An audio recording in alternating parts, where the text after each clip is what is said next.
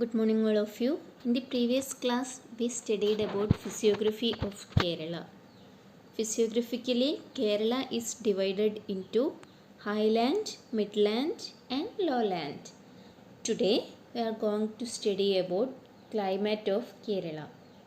Kerala experiences a moderate climate. Kerala experiences a moderate climate. What is the reason?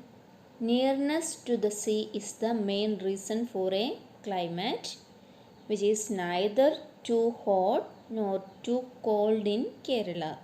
Nearness to the sea is the main reason for a climate which is neither too hot nor too cold in Kerala.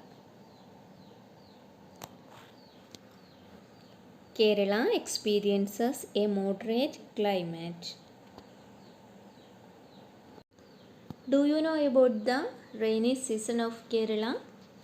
Kerala receives the highest amount of rainfall during the southwest monsoon, which begins in June. Southwest monsoon begins in June.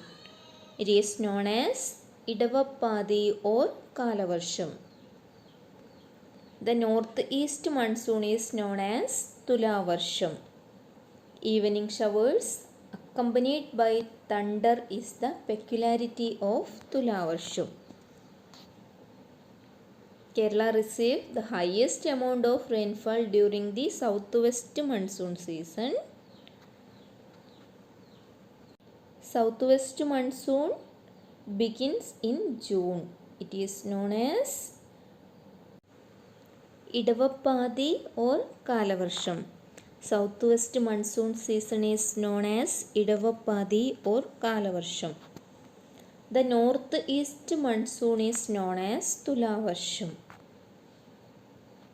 And what are the peculiarity of Tulavarsham? Evening showers accompanied by thunder is the peculiarity of Tulavarsham.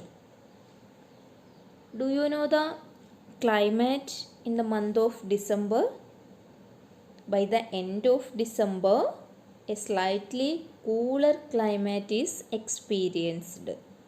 A cooler climate is experienced by the end of December.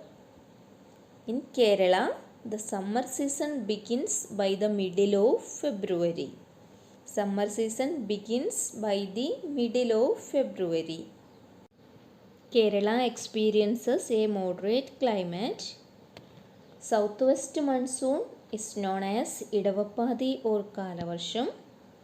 Northeast monsoon is known as Tulavarsham.